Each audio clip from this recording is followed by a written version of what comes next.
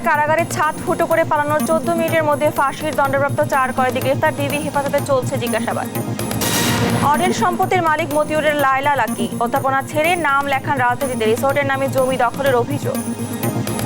MP আনার হত্যা মামলায় অন্যতম আসামি গ্যাসবাবুকে নিয়ে ঝিনাইদহে ডিবির অভিযান, 3টি মোবাইল ফোন উদ্ধারে 2 পুকুরে তল্লাশি। সিলেট অঞ্চলে বন্যা পরিস্থিতির উন্নতি, রাস্তাঘাট ঘরবাড়ি সহ ফসলি জমির ব্যাপক ক্ষতি, মৌলভীবাজারের পানিতে ডুবে 7 জনের মৃত্যু। এবং কুমিল্লা নুরুল হক হত্যা মামলায় 6 আসামির ফাঁসির আদেশ, 10 জনের যাবজ্জীবন কারাদণ্ড, দণ্ডপ্রাপ্তদের মধ্যে 7 জনই পলাতক। আমন্ত্রণ দেশ জনপদ সংবাদে, দেখছিলেন শিরোনাম, সঙ্গে আছে আমি ডানা ইসলাম।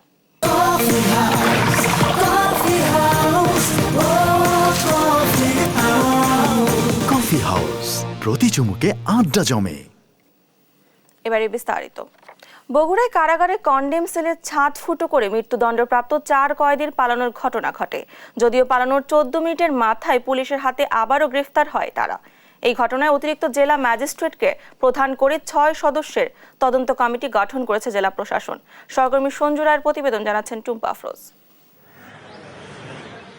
বগুড়া জেলা কারাগারে কন্ডেম সেল থেকে মৃত্যুদণ্ডপ্রাপ্ত 4 আসামি পালানোর ঘটনায় জেলা জুড়ে চলছে তোলপাড়। মঙ্গলবার দিবাগত রাত 3:56 কন্ডেম সেলের ছাদ ফুটো করে নিজেদের ব্যবহৃত বিছানার চাদর, লুঙ্গি ও গামছা দিয়ে রশি বানিয়ে পালায় নজরুল ইসলাম ওরফে মঞ্জু, আমির হামজা, জাকারিয়া ও ফরিদ শেখ নামের 4 কয়েদি। একই সেলে থাকা মৃত্যুদণ্ডপ্রাপ্ত 4 আসামির 2 জনের বাড়ি বগুড়া, আর বাকি 2 জন ছিলেন নরসিংদীর বাসিন্দা। কারারক্ষীদের চোখ ফাঁকি দিয়ে কন্ডেম সেল থেকে পালালেও মাত্র 14 মিনিটের মাথায় শহরের চাষিবাজার এলাকা থেকে তাদের গ্রেপ্তার করে পুলিশ। তারা প্রত্যেকেই হত্যা মামলায় মৃত্যুদণ্ডপ্রাপ্ত আসামি। এ নিয়ে কারা কর্তৃপক্ষের কারো কোনো বক্তব্য পাওয়া না গেলেও সকালে এক সংবাদ সম্মেলনে বিস্তারিত জানায় জেলা পুলিশ। যে কর্তব্যরত যে পুলিশ দল ছিল তাদের পৃথক হতে পারেনি এবং তাদেরকে আমরা ধরতে। আর যেহেতু কারা অভ্যন্তরের একটা স্পর্শকাতর বিষয়, এগুলো তারা নিশ্চয়ই বিষয়গুলো দেখবে। পুলিশ জানায় দীর্ঘদিনের পরিকল্পনার অংশ হিসেবে মঙ্গলবার দিবাগত রাতে তারা একসঙ্গে দেয়াল টপকে পালানোর চেষ্টা চালায়।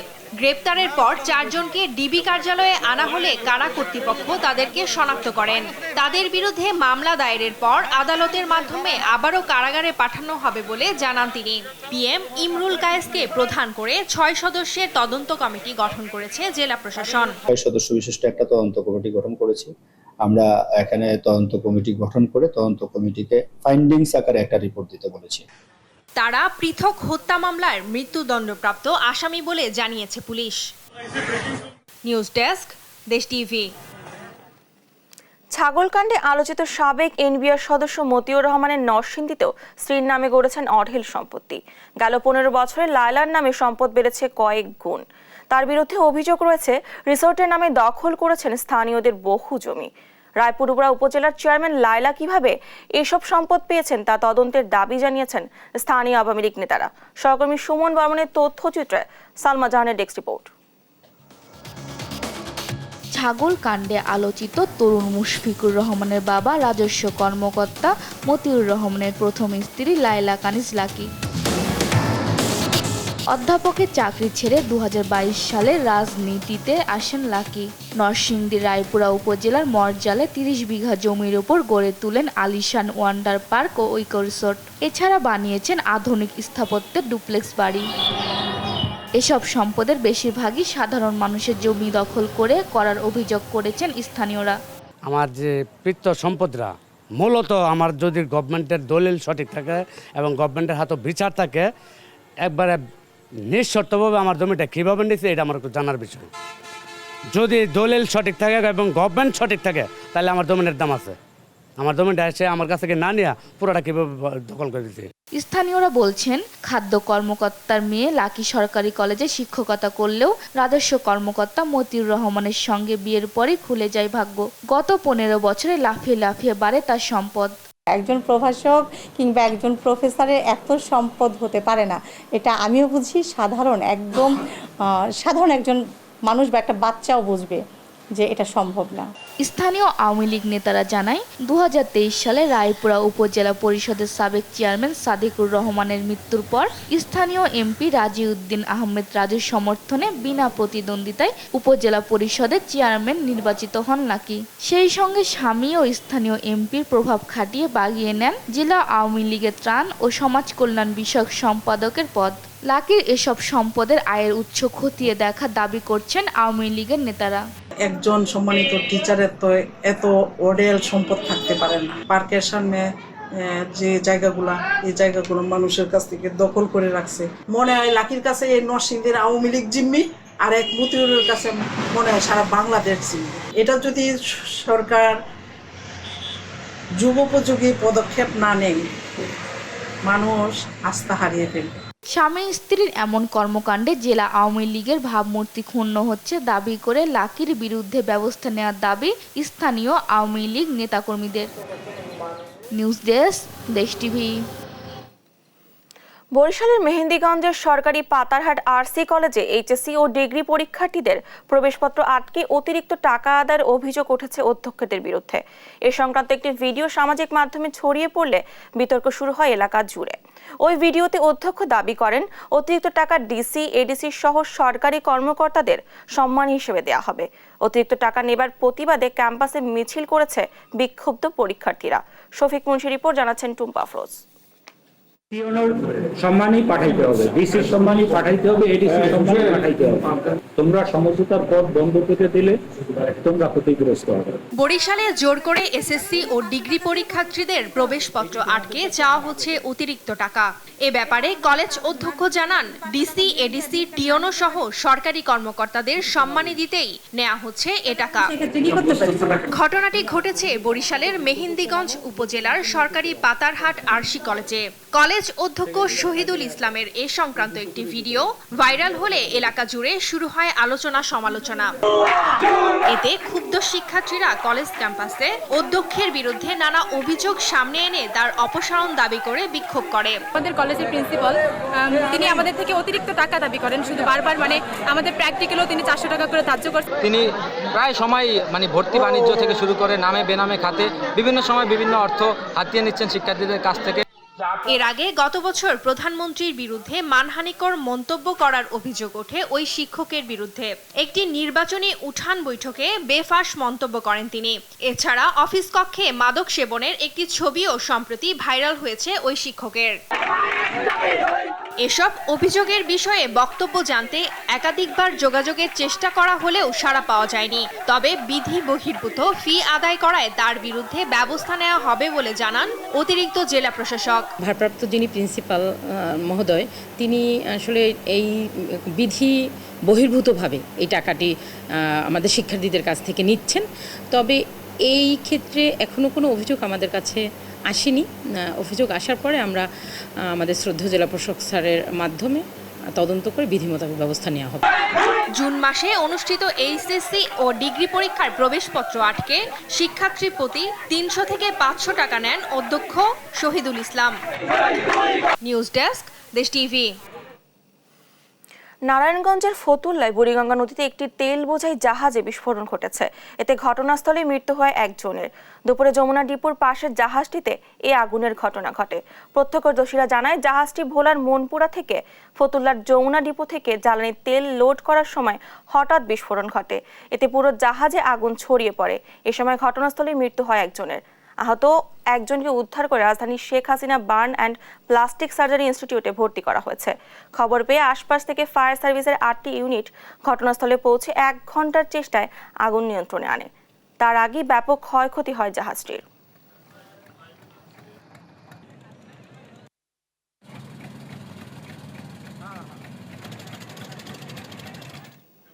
এ নিয়ে আরো জানাতে ঘটনাস্থল থেকে যুক্ত হচ্ছেন সহকর্মী বিল্লাল হুসাইন। বিল্লাল, জাহাজে আগুনের ঘটনায় হতাহতের বিষয়ে বিস্তারিত কি তথ্য আছে আপনার কাছে, আমাদেরকে জানাবেন।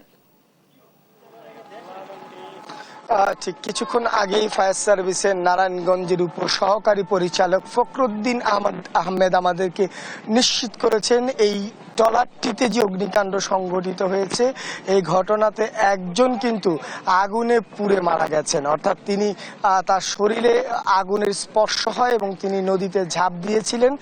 তারপর কিন্তু ঠিক এখন থেকে 15 থেকে 10 মিনিট আগে কিন্তু তার মরদেহটি এই বুড়িগঙ্গা নদীতে ভেসে ওঠে।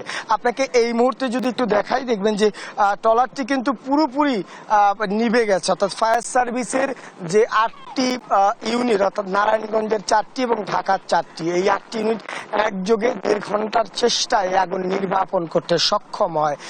ফায়ার সার্ভিসের উপপরিচালক ফখরুদ্দিন আহমেদ জানিয়েছেন এই যে ট্রলারটিতে অগ্নিকাণ্ড সংঘটিত হয়েছে এটি মূলত যমুনা ডিপো থেকে তেল লোড করছিল এবং পেছনে রান্নার কাজ করছিলেন ট্রলারে থাকা শ্রমিকরা। হঠাৎ করেই কিন্তু বিকট বিস্ফোরণ ঘটে এবং আশেপাশের পুরো এলাকায়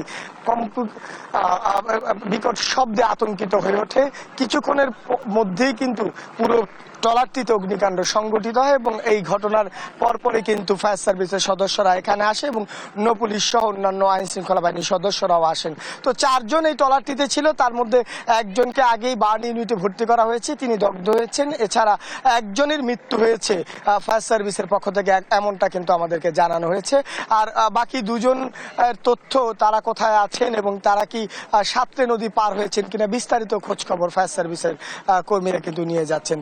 এই ছিল আমার কাছে নারায়ণগঞ্জের এই ট্রলার অগ্নিকাণ্ডের ঘটনার সবশেষ।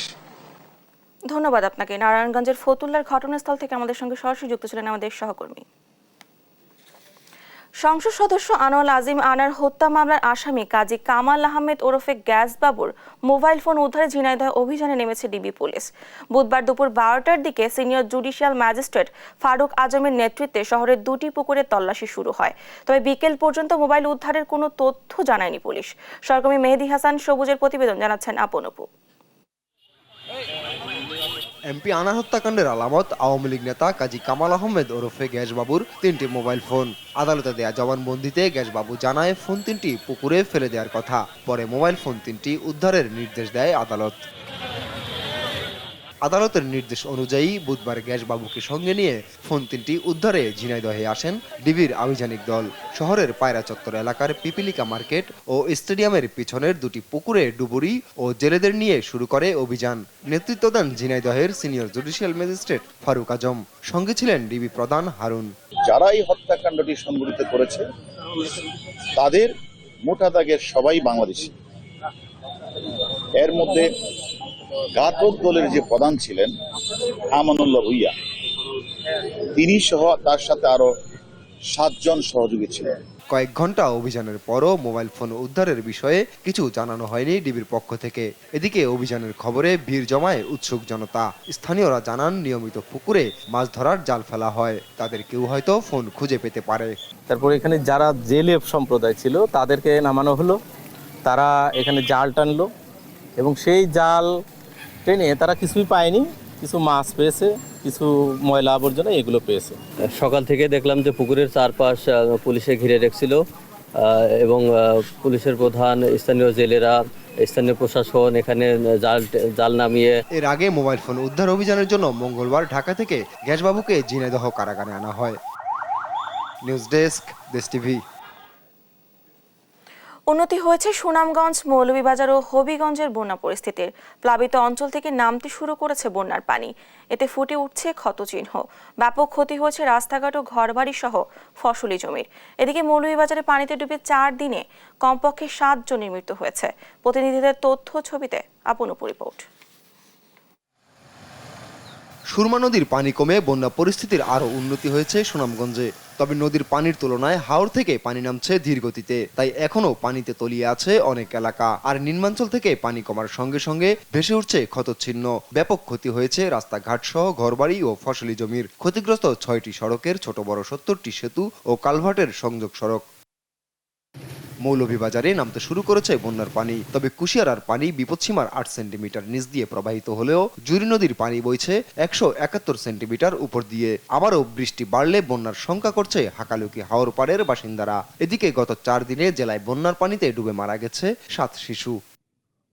দিন এলা যেরম তেরম রাত্রে আমরা ঘুমাইতে পারি না, সাপের ডরে বাচ্চা কাচ্চা লইয়া আমরা তো রাস্তার মধ্যে আছি। পানি মন্দির মাঝে পড়ে আছে 10 দিন থেকে আমরা খুব কষ্টের বিনিময় চলাফেরা চিরা টিরা খাইয়া আমরা খানি বনি বাচ্চা কাচ্চা লিয়া অনেক কষ্টে আছি আল্লাহ কোনদিন পানি কমাইব বাড়ি ঘরে গিয়ে আশ্রয় লইতাম। বন্যায় ক্ষতি হয়েছে হবিগঞ্জের নবীগঞ্জে 40 হেক্টর জমির শাকসবজি ও 25 হেক্টর জমির আউশ ধানের। পানিতে তলিয়েছে কমপক্ষে 20টি মাছের ঘের। হাওরের পানি নামার প্রধান খাল নালাগুলো ভরাট থাকায় ধীর গতিতে নামছে এখানকার বন্যার পানি। এতে ভোগান্তি আরও দীর্ঘ হওয়ার শঙ্কা বনবাসীদের। এদিকে আরও উন্নতি হয়েছে রংপুর ও লালমনিরহাটের বন্যা পরিস্থিতির। নিম্নাঞ্চল থেকে নেমেছে পানি। আপন অপু, নিউজ ডেস্ক, দেশ টিভি। সুনামগঞ্জ ও মৌলভীবাজারের বন্যা পরিস্থিতি এবং ক্ষয়ক্ষতি জানাতে সরাসরি যুক্ত হচ্ছেন সহকর্মী মেহেদী হাসান ও সালে এলাহি কুটি। শুরুতে চলে যাচ্ছি মেহেদীর কাছে। মেহেদী, বন্যায় ক্ষয়ক্ষতি কেমন দেখছেন? এক্ষেত্রে জনপ্রশাসন কেমন ব্যবস্থা নিচ্ছেন আমাদেরকে জানাবেন।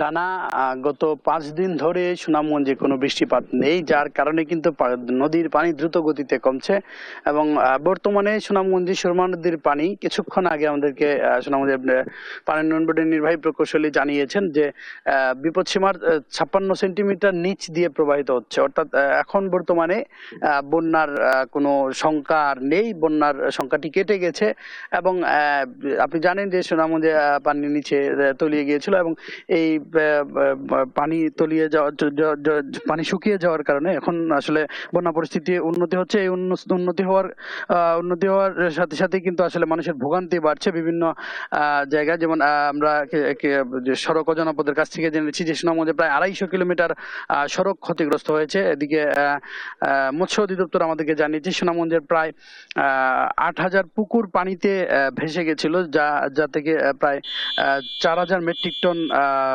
মাছ আসলে ক্ষতিগ্রস্ত হয়েছে, যার সংখ্যা আসলে 72 কোটি টাকার মতো।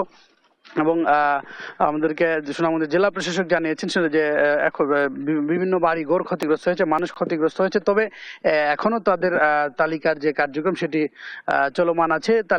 তালিকা করে হয়তো যারা ক্ষতিগ্রস্ত হয়েছেন সেই ক্ষতিগ্রস্তদের সহযোগিতা করবেন বলে তারা আমাদেরকে জানিয়েছেন। তো সুনামগঞ্জ থেকে বন্যার ক্ষয়ক্ষতির এই ছিল আমার কাছে সর্বশেষ। এবারে আমরা চলে যাব মৌলভীবাজারে। সেখানে আছেন আমাদের সহকর্মী সালে এলাহি কুটি। মৌলভীবাজারের বন্যার সর্বশেষ পরিস্থিতি কি? ধন্যবাদ মেহেদী, আপনি যেমনটি বলছিলেন আজকে প্রায় 6 দিন যাবৎ মৌলভীবাজার তথা মৌলভীবাজারের উজানে যে মনু নদীর উৎপত্তি, ধলাই নদীর উৎপত্তি স্থল, সেখানে ভারী বৃষ্টিপাত হয় নাই, যার কারণে মনু ধলাই নদীর পানি অনেক বিপদসীমার অনেক নিচ দিয়ে প্রবাহিত হচ্ছে, যার কারণে এই মুহূর্তে বন্যার আশঙ্কা নেই এবং বাড়িঘর থেকে পানি নেমে গেছে, মানুষজন গড়ে ফিরতে শুরু করেছে। তবে জুরি নদী সেটির পানি এখনও বিপদসীমার উপর দিয়ে প্রবাহিত হচ্ছে এবং এই জুরি নদীতে হাকালুকি হাওরে পতিত হওয়ার কারণে হাকালুকির পার সংলগ্ন এলাকা যেটি আমাদের জুরি, বড়লেখা এবং কুলাউড়া উপজেলার নিম্নাঞ্চল এখন পর্যন্ত অনেকটাই প্লাবিত রয়েছে। বাড়িঘর থেকে পানি নামতে শুরু করেছে, কিন্তু রাস্তাঘাটে এখনো পানি আছে, মানুষের ভোগান্তিটা এখন পর্যন্ত কমে নাই। এই মুহূর্তে যে কুশিয়ারা নদীর পানি বিপদসীমার 7 সেন্টিমিটার নিচ দিয়ে প্রবাহিত হওয়ার কারণে খুব ধীর গতিতে হাকালুকি হাওর পাড়ের মানুষের দুর্ভোগটা খুব ধীর গতিতে কমছে এবং পানি কমার সাথে সাথে মানুষের যে দুর্ভোগ এবং ক্ষয়ক্ষতির চিত্রটা অনেকটা বেশি উঠতেছে। আমি আপনাকে একটি বিষয় জানাতে চাই যে মৌলভীবাজারের যে ক্ষয়ক্ষতি হয়েছে এই বন্যায়, গ্রামীণ সড়কের প্রায় 63 কিলোমিটার গ্রামীণ সড়ক, যেটা স্থানীয় সরকার প্রকৌশল অধিদপ্তরের, সেইটা প্রায় 45 কোটি টাকার ক্ষতি হয়েছে বলে আমাকে এলজিডি নির্বাহী প্রকৌশলী আমাকে জানিয়েছেন। এছাড়া মৌলভীবাজারের যে অসংখ্য পুকুর এবং খামারের মাছ যেটা বেসে গেছে, এতে প্রায় 5 কোটি টাকার মাছের ক্ষতি হয়েছে। এছাড়া আমাদের এই মৌলভীবাজারের জেলায় প্রায় 5016 হেক্টর জমির আউশ, বীজতলা, রূপা আউশ, সবজি সহ প্রায় 42,000 কৃষক ক্ষতিগ্রস্ত হয়েছেন। এই ক্ষতির সংখ্যাটা আরও বাড়বে, যত পানি কমার সাথে সাথে এই ক্ষতির সংখ্যাটা আরও বাড়বে বলে আমাকে কৃষি অধিদপ্তর জানিয়েছেন। এ পর্যন্ত মৌলভীবাজারের প্রায় 205টি আশ্রয় কেন্দ্রে সড়ক পার এবং নদীর পাড়ে বসবাস করছেন প্রায় 7,000 মানুষ। প্রশাসনের পক্ষ থেকে ব্যাপকভাবে ত্রাণ সামগ্রী দেওয়া শুরু হয়েছে এবং জেলা প্রশাসক আমাকে জানিয়েছেন যে শুকনো খাবার সহ নানাবিধ ত্রাণ সামগ্রী দিয়ে এইসব বানবাসী মানুষের পাশে দাঁড়ানোর চেষ্টা চলছে এবং জেলা প্রশাসক এও জানিয়েছেন যে বন্যায় যেসব মানুষের ক্ষতিগ্রস্ত হয়েছে তাদের তালিকা করে তাদের ক্ষতির ব্যাপারে সরকারের পক্ষ থেকে সহযোগিতা করা হবে বলে তিনি আমাকে জানিয়েছেন। অর্থাৎ সার্বিক অর্থে মৌলভীবাজারের বন্যা পরিস্থিতি অনেকটাই উন্নতির দিকে। যদি বৃষ্টি হয় তাহলে বন্যার অবস্থা কেমন হতে পারে সেটা এখন পর্যন্ত বলা যাচ্ছে না, তবে এই মুহূর্তে বৃষ্টি নেই, বন্যার অবস্থা অনেকটাই উন্নতির দিকে। এই ছিল আমার কাছে মৌলভীবাজারের বন্যা পরিস্থিতির সর্বশেষ খবর। ধন্যবাদ আপনাকে। কুমিল্লায় ১৩ বছর আগের সমাজকর্মী নুরুল হক হত্যা মামলায় ৬ জনের মৃত্যুদণ্ড ও ১০ জনের যাবজ্জীবন দিয়েছে আদালত। বুধবার দুপুরে কুমিল্লা অতিরিক্ত জেলা ও দায়রা জজ চতুর্থ আদালতের বিচারক মোহাম্মদ জাহাঙ্গীর হোসেন এই রায় দেন। রায় সাজার সঙ্গে দণ্ডপ্রাপ্ত সবাইকে ৫০,০০০ টাকা করে জরিমানাও করা হয়েছে। রায় ঘোষণার সময় আদালতে ১১ জন আসামি উপস্থিত ছিলেন আর পলাতক ৭ আসামি। বিষয়টি নিশ্চিত করেন বাদী পক্ষের আইনজীবী এপিপি মোহাম্মদ জাকির হোসেন। এর আগে জমি সংক্রান্ত বিরোধে সালিশের রায়ে ক্ষিপ্ত হয়ে মামলায় ১ নম্বর আসামি মোহাম্মদ মামুন সহ অন্য আসামিরা তারা ২০১১ সালের ১৭ ফেব্রুয়ারি সন্ধ্যায় বাড়ি ফেরার পথে নুরুল হককে ধারালো অস্ত্রের আঘাতে এবং পিটিয়ে হত্যা করে। এই ঘটনায় ২২ জনের নাম উল্লেখ সহ অজ্ঞাত আরও কয়েকজনের নামে মামলা হয়। ১ নম্বর আসামি মাসুমের সাথে জমি জমা নিয়ে গন্ডগোল ছিল চাচা, এর প্রেক্ষিতে এই যে হাজি সাহেব এটা রায় করছে উপজেলা চেয়ারম্যান সরকারে, হ্যাঁ আমার আব্বা আর কি রায় করার পরে হেরার বিরুদ্ধে গেছে, যাওয়ার পর এর থেকে ক্ষিপ্ত হয়ে আমার আব্বাকে মারা ফেলছে। ৬ জনকে মৃত্যুদণ্ড দেওয়া হয় এবং ৫০ টাকা জরিমানা, ১০ জনকে যাবজ্জীবন ৫০ টাকা জরিমানা এবং ২ জনকে বেকসুর কারাদণ্ড প্রদান করা হয়। আর ৩ জন মৃত্যুবরণ করেছে। আমরা রাষ্ট্রপক্ষ এই মামলাটা প্রমাণ করতে সক্ষম হওয়ায় আমরা রাষ্ট্রপক্ষ সন্তুষ্ট প্রকাশ করছি।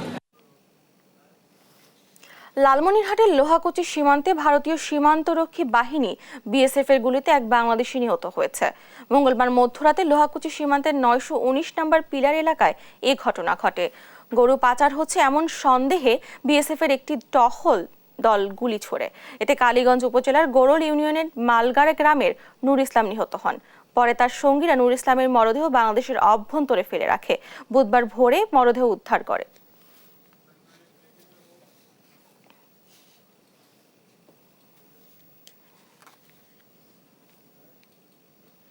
দেখছেন দেশ জনপদ সংবাদ।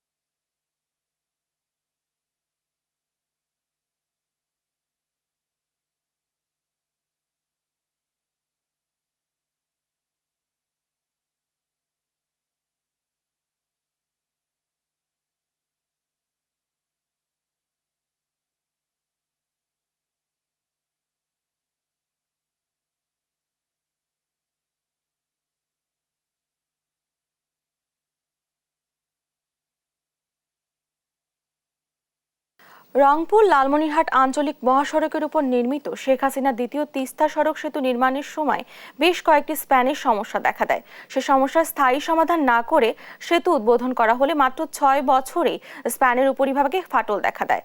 সেতু রক্ষায় জরুরি ভিত্তিতে বিশেষজ্ঞ টিম আনার কথা বলছে এলজিইডি। রংপুর থেকে মাহমুদ রকির তোলা ছবিতে রফিকুল ইসলামের প্রতিবেদন। শুক্রবার সন্ধ্যায় রংপুর লালমনিরহাট আঞ্চলিক মহাসড়কের উপর নির্মিত শেখ হাসিনা দ্বিতীয় তিস্তা সড়ক সেতুর লালমনিরহাট অংশে স্প্যানের সমস্যা দেখা দিলে সেতুর উপরিভাগে এভাবে ফাটল দেখা দেয়। পথচারীরা হাত দিয়ে তুলছেন সেতুর কার্পেটিং। ওই জায়গায় এড়িয়ে চলতে দেওয়া হয়েছে সতর্কবার্তা।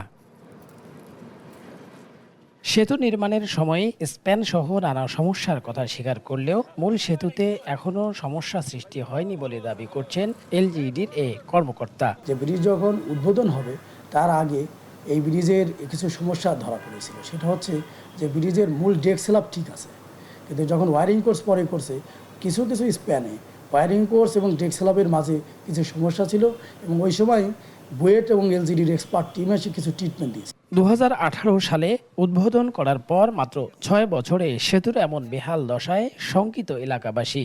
দুই ধারে ভাঙে যাচ্ছে, সামান্য মানে লোড পাইলেই ভাঙে যাচ্ছে। এগুলা খুলে খুলে একেবারে ভাঙি পড়ে গেছে। কাজটা খারাপ হয়েছে তো, খুবই নিম্নমানের কাজ। বাংলা ঠিক করতে হবে, যে ব্রিজ ঠিক না করলে তো যাওয়া ইচ্ছে করা যাবে না আমাদের। ক্ষুব্ধ জনতা বলছেন, সেতুর নড়বড়ে এমন কাজে দায় নিতে হবে সংশ্লিষ্টদের।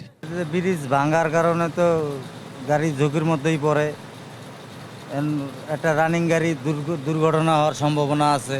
রাস্তা যাতে ভালো থাকে আমরা এটাই চাই, আর গাড়ি ঘোড়ার চাপ বেশি। এই রোডে যদি এরকম ভাঙা থাকে তাহলে কিন্তু কেউ গাড়ি আনবে না। অতিরিক্ত যানবাহন, বড় বড় যানবাহন চালানোর কারণে এই সমস্যাটা হচ্ছে। সামনে রোড আরও অবস্থা খারাপ। তবে এই অবস্থার জন্য ভারী যানবাহন আর অতিরিক্ত বৃষ্টিকে দুষছেন এলজিডির কর্মকর্তা। জানান, সেতুর অবস্থা জানতে ডাকা হয়েছে বিশেষজ্ঞ। বিষয়টা আমাদের মাননীয় প্রধান প্রকৌশলীকে অবহিত করেছি, তিনি এক্সপার্ট টিম পাঠাবেন। এক্সপার্ট টিম পাঠায় এই যে ব্রিজের উপরে যে ওয়ারিং করছে সমস্যা, এটার কি ট্রিটমেন্ট দেওয়া যায়, ওই এক্সপার্ট টিম যে ট্রিটমেন্ট দেবেন সেই ট্রিটমেন্ট অনুযায়ী আমরা কাজ করব। 122 কোটি 9 লাখ টাকা ব্যয়ে নির্মিত 750 মিটারের এ সেতুতে বসানো হয়েছে 16টি পিলার আর 15টি স্প্যান। রফিকুল ইসলাম, দেশ টিভি, রংপুর। বর্ষা শুরু হতে রাজবাড়ী জেলার দৌলতদিয়া 6 ও 7 নম্বর ফেরিঘাট এলাকায় নদী ভাঙন দেখা দিয়েছে। এতে ঘাটের আশেপাশে 3 শতাধিক বসতঘর ও শিক্ষা প্রতিষ্ঠান ভাঙন আতঙ্কে রয়েছে। ইতিমধ্যে কয়েকটি ব্যবসা প্রতিষ্ঠান ও বসতবাড়ি ভাঙনের কারণে অন্যত্র সরিয়ে নেওয়া হয়েছে। ভাঙন রোধে বিআইডব্লিউটিএ কর্তৃপক্ষ বালু ভর্তি জিও ব্যাগ নদীতে ফেলে দায়িত্ব সেরেছে। স্থায়ী নদী শাসনের দাবি করছে এলাকাবাসী। রাজবাড়ী প্রতিনিধি শফিকুল ইসলাম শামীমের তথ্যচিত্রে দিবাশ্রী বড়ুয়া ডেস্ক রিপোর্ট। পদ্মা নদীর পাড় ভাঙনের শিকার বেশ কিছু ঘরবাড়ি, যে কোনো সময় তলিয়ে যেতে পারে নদীতে। অনেকে ভুগছেন ভাঙন আতঙ্কে, সরে গেছেন অন্য জায়গায়। জায়গা জমির ব্যবস্থা করতে না পেরে অনেকে শেষ ভরসায় বাড়ির অর্ধেক অংশে বসে আছে, শেষ রান্নার অপেক্ষায়। হয়তো এই রান্নাই শেষ রান্না। এই চিত্র রাজবাড়ী জেলার দৌলতদিয়া ফেরিঘাটের। ফেরিঘাটে বর্ষার শুরুতে ভাঙন দেখা দিয়েছে। 6 ও 7 নং ফেরিঘাট এলাকায় নদী ভাঙনের কারণে প্রায় অর্ধশত পরিবার ও ব্যবসা প্রতিষ্ঠান অন্য জায়গায় চলে গেছে। বর্তমানে আতঙ্কে আছে প্রায় 3 শতাধিক পরিবার ও ব্যবসায়ী প্রতিষ্ঠান। কর্তৃপক্ষের অবহেলার কারণে দৌলতদিয়া ঘাটে 6 ও 7 নং ফেরিঘাট এলাকায় এমন নদী ভাঙন দেখা দিয়েছে বলে দাবি স্থানীয়দের। আমরা এই নদীর কূলে থাকতে পারতেছি না, আমাদের অবস্থা খুবই কাহালি। এই যে ভালো ভালো মাসির ব্যবস্থা নেই, আমাদের ব্যবস্থা নেই না। এমপি আমরা কি করব? এই এমপি আমরা পাই না। এর মানে এমপি দিয়া কোনো কেউ খালি আসি ঘুরিয়েই যায়, খালি কয় হ্যাঁ ঠিক আছে এরা শাসন করব, এই দেয় এই কাম করব, এই পর্যন্ত চলে যা হারে 1 মাস, এর কোনো খবরও পাই না। আমাদের ঘাট যেখানে হুমকির মুখে পড়বে আমরা অবশ্যই সেখানে কাজ করব। ঘাটগুলোকে অবশ্যই অবশ্যই লাগছে। ঘাটগুলো সংস্কার করে দ্রুত ব্যবস্থা নেবে কর্তৃপক্ষ, এমন প্রত্যাশা স্থানীয়দের। নিউজ ডেস্ক, দেশ টিভি। দেখছেন দেশ জনপদ সংবাদ।